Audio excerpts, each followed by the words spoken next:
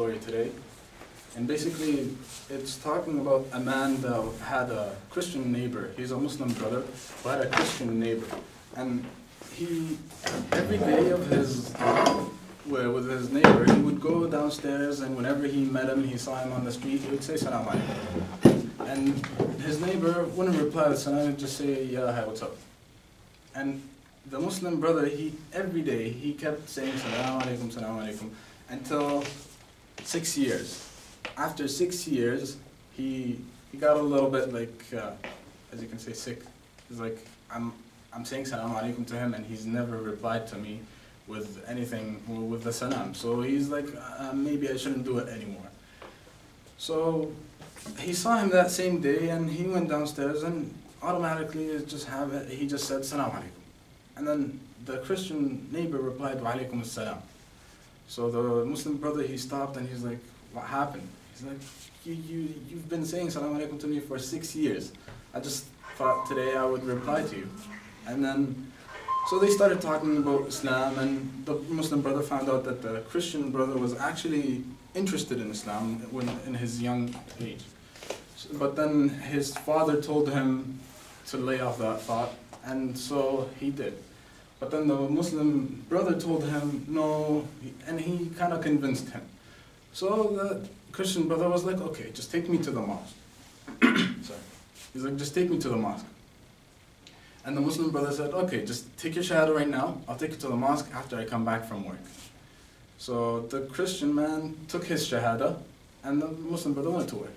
When he came back, he found out that the Christian brother, or the Muslim brother, had passed away. So it just goes to show that don't judge anything. Even the smallest deeds do actually matter. Even just saying salam alaikum does matter. It doesn't count as as whatever it is, as a big deed. It just counts whatever your intention is. If your intention is to give da'wah, it doesn't matter what you do. It just counts as you're giving da'wah. Whether it's going through IW, or just saying salam to your neighbors, or to your friends, or whatever it is, it's considered da'wah if it's for the right intention. And also, there's one more thing I want to talk about, which is Ashura, and that is tomorrow, actually. And Ashura is basically, as we all know, it's a day that if you fast it, you're forgiven 1 year.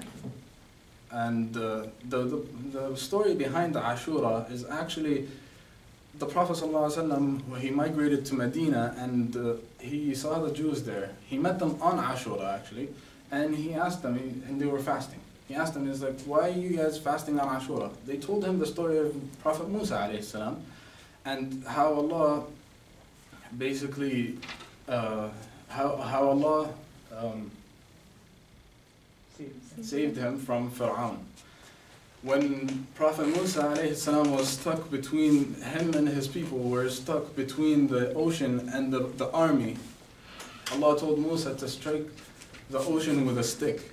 Now if you think about it, what is a stick going to do? Even if you strike a small pool with a stick, nothing is going to happen. However, because Allah willed it, when he struck the sea with a stick, the sea opened and they survived. So that is why the Prophet Muhammad ﷺ said that we should fast Ashura as well. And after that, he went on saying that if he lived until the next year, he would fast the 9th and the 10th, or the 10th and the 11th, just so we're not the same as the Jews. So I'd like to end my khaitira with a small saying, a small hadith that says, basically, save yourself from hellfire even with half a day.